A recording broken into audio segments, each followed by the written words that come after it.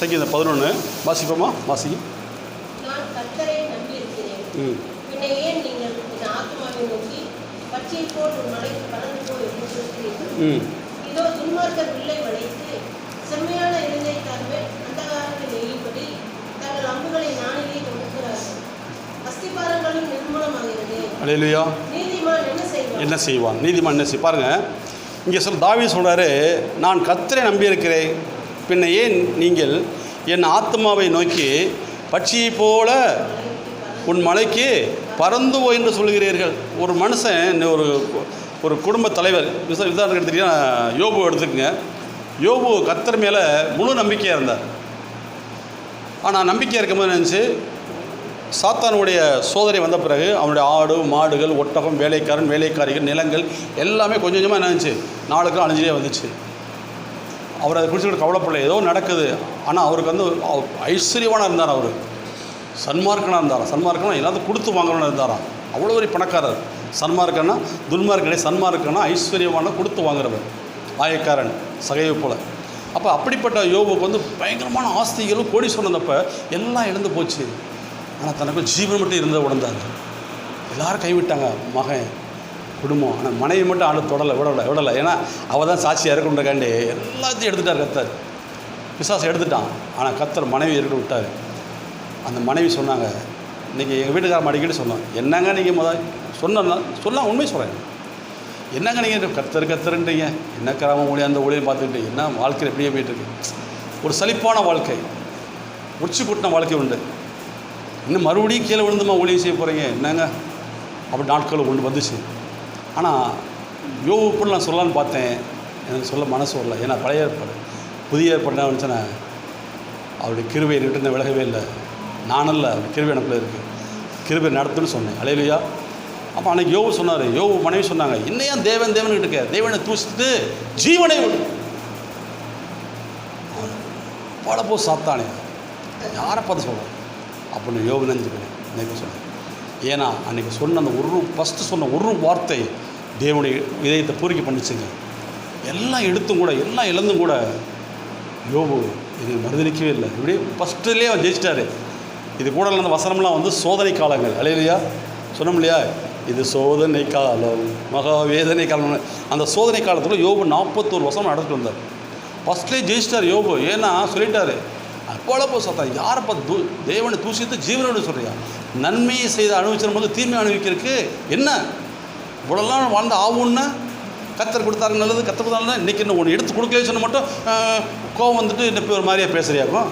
இன்றைக்கி கத்தரை ஆசிர்வதிக்கிறோன்னே என்ன ஒளிஞ்சிரு கேட்குறியாக்கும். அவர் அழைத்தவர் உண்மையில்லவர். அல்லேலூயா. அழைத்தவர் தெரிந்து கொள்ளப்பட்டு அழைச்சிட்டார். முதல் அழைச்சிட்டாரு, அப்புறம் தெரிந்து கொண்டார். அல்லேலூயா. வாடா மகனே மகன் அழைச்சிட்டார். அப்போ சொல்லப்பட்டிருக்கு, அந்த அம்மா சொன்னாங்க, நான் கர்த்தரை நம்பியிருக்கிறேன், நீ என்னை பட்சித்து நீ ஓடிப்போன்னு சொல்கிற.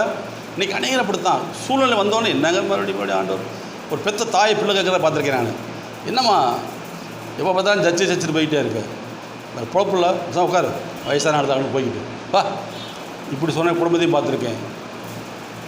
இதே இடத்துல சில வசதிருக்கேன், என்னடான்னு 50 வயசு 60 வயசு ஆச்சு, இன்னும் சர்ச்சுக்கெல்லாம் போக முடியுமா, வெந்த கஞ்சி குடிச்சிட்டு விதி வந்து நான் போய்க்கிறேன்டா, நீங்கள் போங்கடா அப்படின்னு வீட்டில் இருக்க தாய்மாரி தகப்பன்னு நான் பார்த்துருக்கேன்.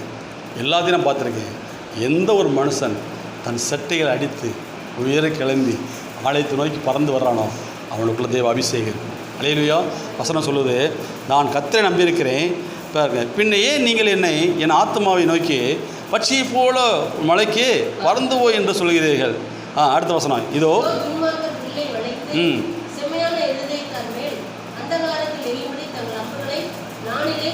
அப்படி நீங்கள் ஒரு வேளை விலைக்கு பட்சியை போல் பறந்து போகிறதுக்கு ஆயத்தம் பண்ணிங்கன்னா உடனே பிசாசனை சொன்னால் வில்லை அழிச்சிடலாம்.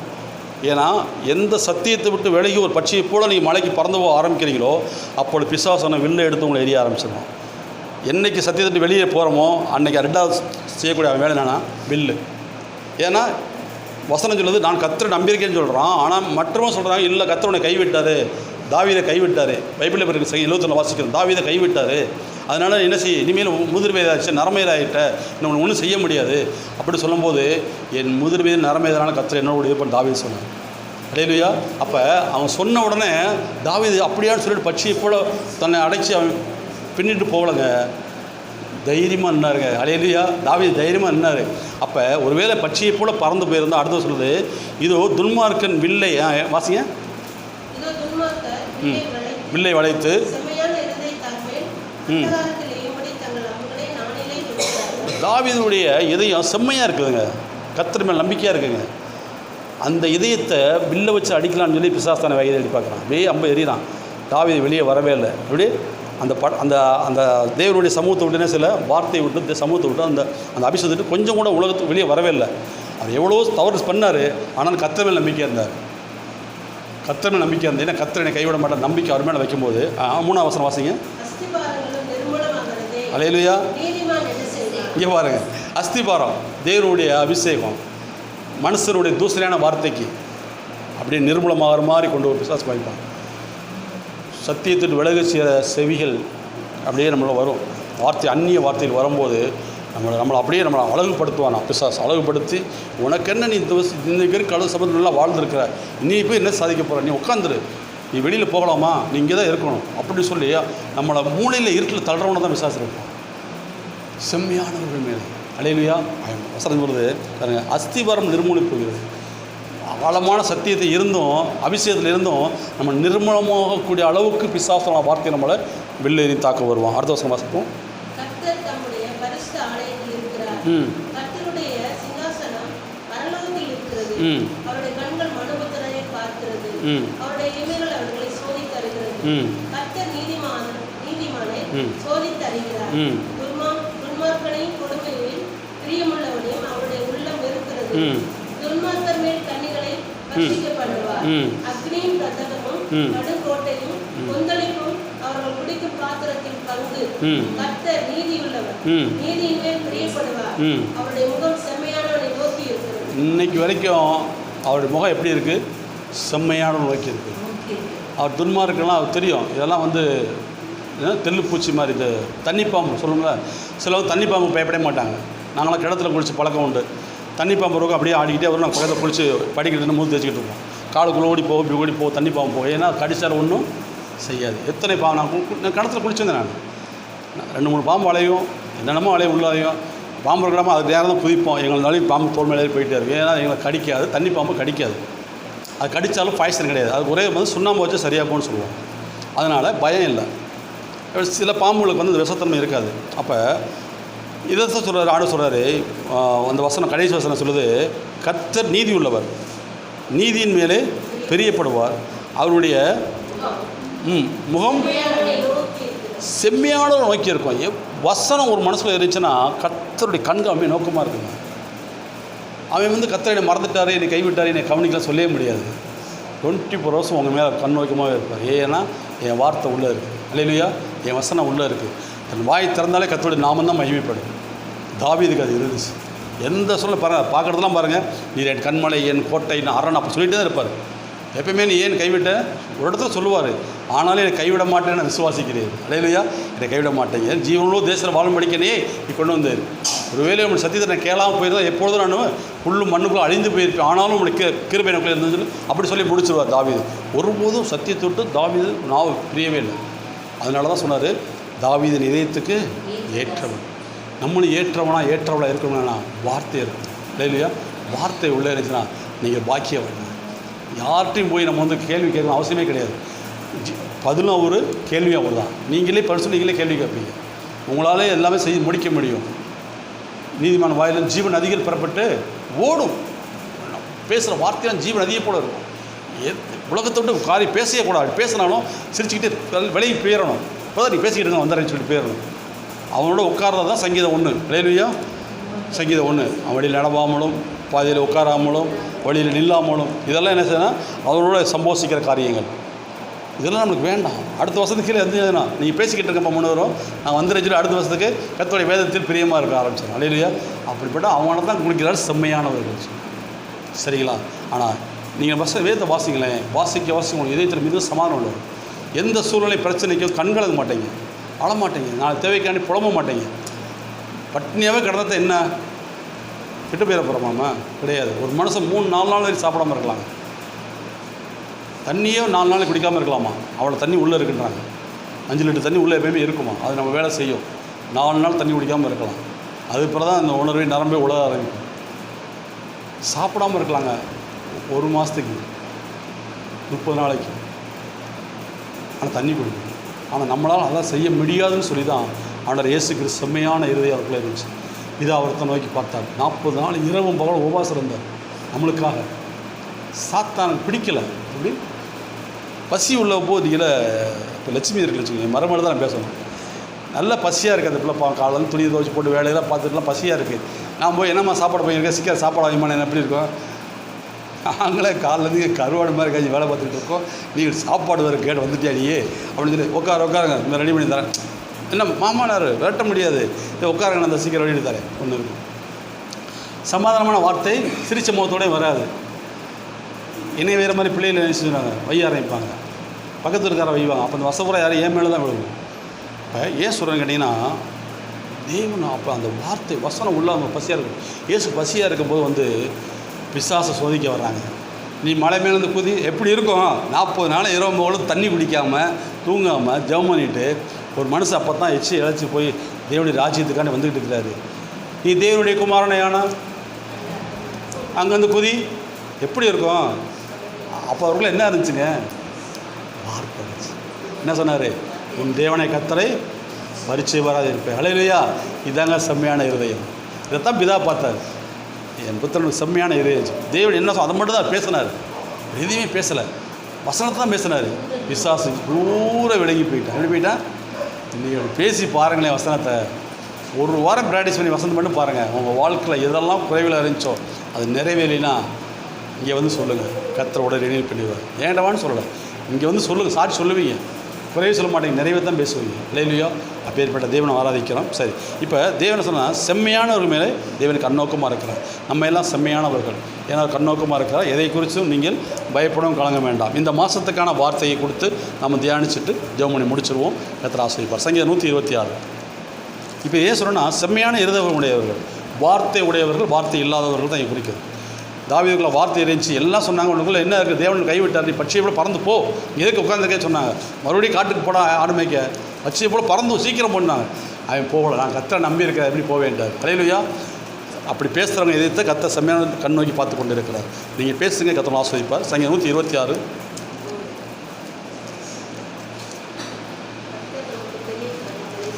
1லேருந்து வாசித்துருவான். நேற்று பேர் 1 வாசிச்சிட்டோம்னா, இந்த மாதம் நம்ம கொடுத்த வார்த்தை இது வரைக்கும் இந்த 6 மாதங்கள் நம்முடைய ஃபேமிலிக்குள்ளே, நம்முடைய பிஸ்னஸில், நம்முடைய ஜாஃபில் எதிர்பார்த்த காரியங்களில் இது வரைக்கும் வாய்க்கலையா, கவலைப்படாங்க. கர்த்தர் அழகான வார்த்தையை கொடுத்துருக்கிறார். வாசிப்போம்.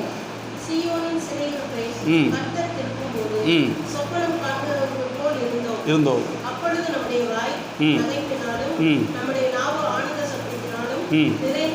நிறைந்திருந்தது.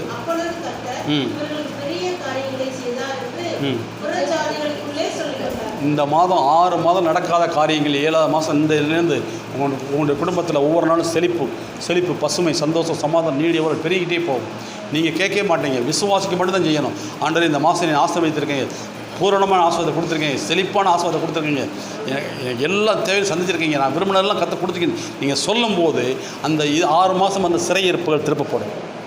6 மாதம் சிறையிருப்புகள் உங்கள் சியோனில் சிறையிருப்பை திருப்பும் போது நீங்கள் சொப்பனம் காணொலி போல் இருப்பீங்க. இந்த 7ஆம் மாதம் உங்களுக்கு ஆசீர்வாதம் வரும்போது உங்களுடைய கைகளை கிள்ளிக்கொள்வீங்க. இது கனவா நனவா நம்ம தானே வேறு யாருமா அப்படின்ற அளவுக்கு நீங்கள் பார்க்கும்படி கர்த்தர் அற்புதம் செய்வார். நான் அதை ஜோக் அடிக்கல, உண்மையை சொல்கிறேன். இதை விசுவாசிக்கிற நாம் யார் பாக்கியவான். ஆமென். கர்த்தர் பெரிய காரியங்களை செய்வார். அடுத்து 3ஆம் வசனம். மகிழ்ந்திருக்கிறோம்.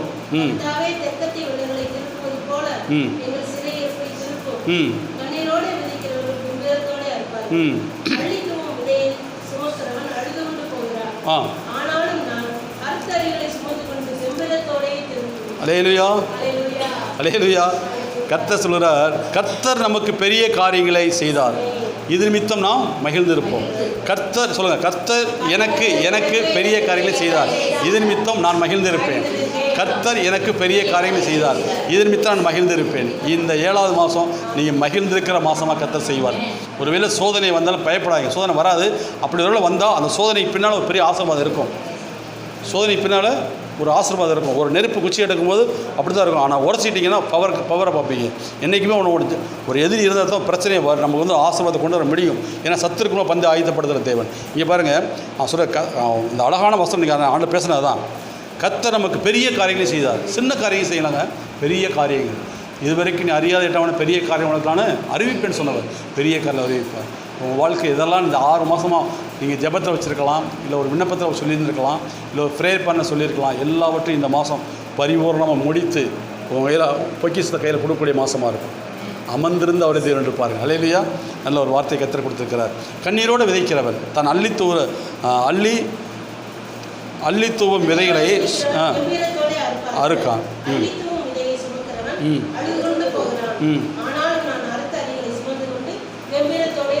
இந்த மாதம் 6 மாதமாக நீங்கள் அள்ளிக்கொண்டு அழுது கண்ணீரோடு விதைச்ச விதை எல்லாமே இந்த மாதம் 7 மாதம் கம்பீரத்தோடு அறுத்து தோலை சுமந்து கொண்டு வீட்டுக்கு வரக்கூடிய மாதமாக கம்பீரத்தோடு. அல்லேலூயா, அல்லேலூயா. கர்த்தர் ஆசீர்வதிப்பாராக. நம்ம இப்போ கம்யூனிட்டி நேராக கடந்து செல்லுவோம். ஏன்னா நம்ம 7 மணிக்கு முடிக்கணும்னு நினச்சோம். ஆனால் கொஞ்சம் நேரம் ஆயிடுச்சு, பரவாயில்ல. கர்த்தருடைய வார்த்தைக்காண்டி நம்ம பேசியிருக்கிறோம். கர்த்தர் ஆசீர்வதிப்பாராக. சரிங்களா? வரும் நாட்களில் அந்த காலம் சரியாக முடிக்க ஆண்டவர் எனக்கு கிருபை தருவாராக. Amen. Thank you. God bless you. இன்னைக்கு கொடுத்த வார்த்தை என்ன வார்த்தை?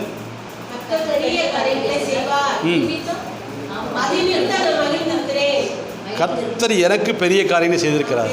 கர்த்தர் எனக்கு பெரிய காரியம் செய்திருக்கிறார். கர்த்தர் எனக்கு பெரிய காரியம் செய்திருக்கார். இது நிமித்தம் நான் மகிழ்ந்திருப்பேன். நான் மகிழ்ந்திருக்கிறோம். அல்லேலூயா.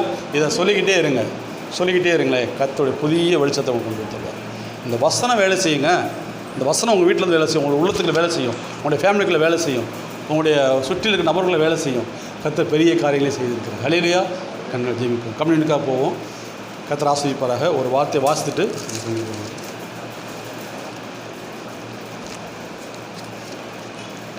மணவாளன் பிரதர் வந்து அந்த வசனத்தை வாசிப்பாங்க. நான் எடுத்தாரேன்.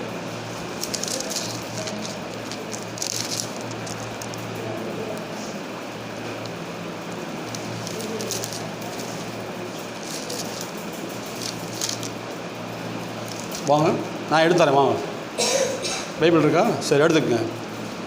1 கொரிந்தியர் 11 அதிகாரம் 23 வாசிக்கணும். 1 கொரிந்தியர்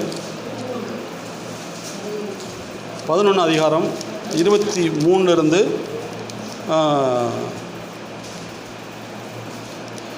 31 வரைக்கும். 23 31 வரைக்கும்.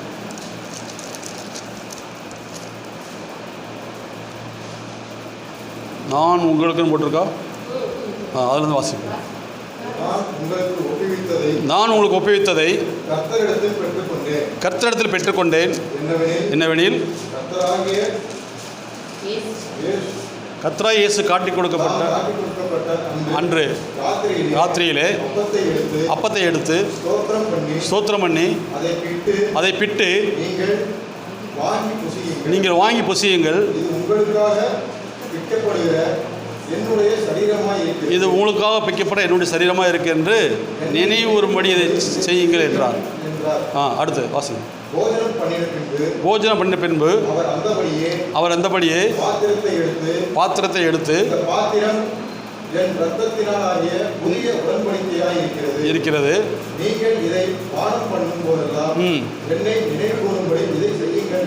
என்றார். ஆகையால் இந்த அப்பத்தை புசித்து இந்த பாத்திரத்தை பானம் பண்ணும் போதெல்லாம் கர்த்தர் வருமளவும் அவருடைய மரணத்தை தெரிவிக்கிறீர்கள்.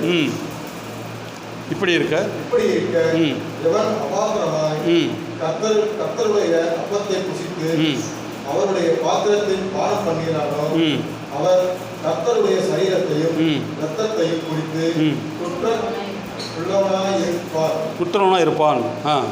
எந்த மனுஷனும் தன்னைத்தானே சோதித்து இந்த அப்பத்தை புசித்து இந்த பாத்திரத்தில் பானம் பண்ண கடவன்.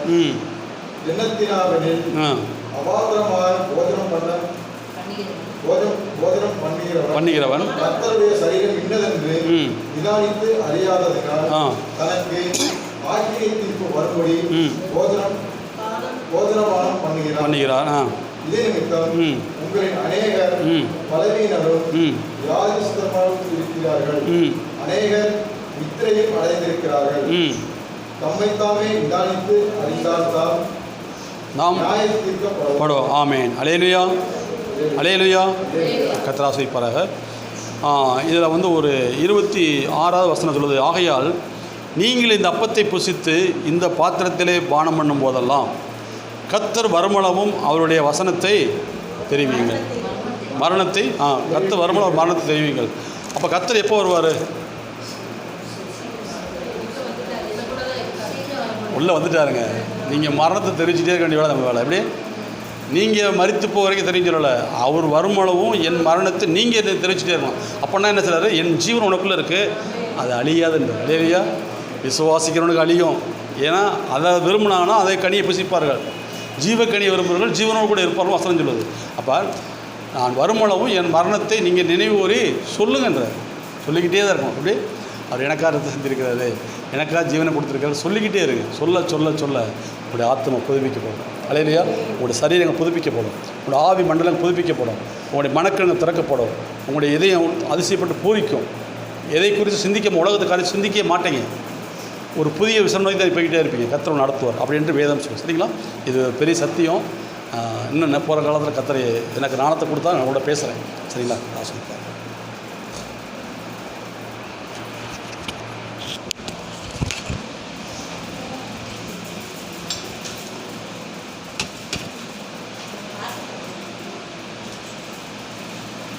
பாட்டு பாடுங்க, பாட்டுக்குள்ள பாடுங்க, பாடுங்க.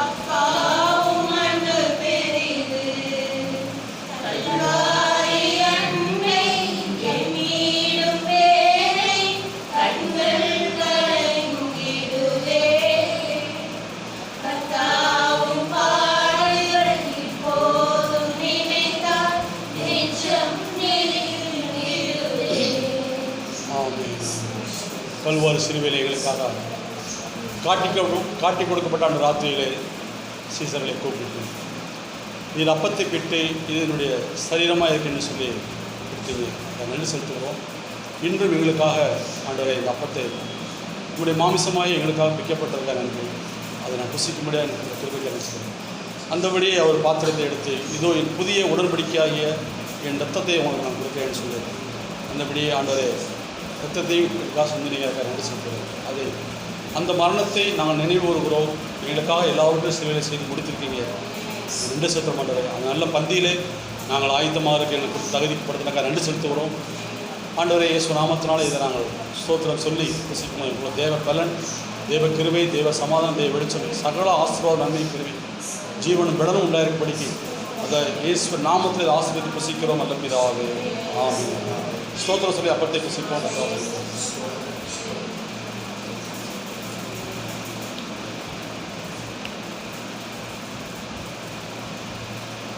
புதிய உடன்படிக்கை அப்படின்ட்டு இந்த ரத்தம் எங்கன்னா எலும்புக்குள்ளே உருவாகும். அதை நீங்கள் என்ன செய்கிறோம், அந்த ஊனுக்கு அந்த ரத்தத்தை தான் இயேசு நம்மளுக்காக கல்வாரி சிலுவையில் செஞ்சுட்டார். அந்த ரத்தத்தில் உயிர் இருந்தது. அந்த உயிர் தான் இப்போ நம்மளுக்குள்ள போகும்போது இது அவருடைய ஜீவன் சொல்கிறோம். நான் இயேசுனுடைய ஜீவனில் இருக்கே சொல்கிறது. ரத்தம் தான் சாட்சி. ஆகையால் எனக்காக கல்வாரி சிலுவையில் சிந்தப்பட்ட அந்த ரத்தம் இன்றைக்கு என் ஆத்மா, ஆவியின் சரீரம் முழுவதும் கத்தர் பாதுகாக்க வேண்டி இயேசு நாமத்தில் அந்த ரத்தத்தை அண்டை நான் சோதரின்னு சொல்லி நீ பகுதியில் கத்தனை ஆசிரியர். ஆமென். இயேசுவின் ரத்தம் ஜெயமானது.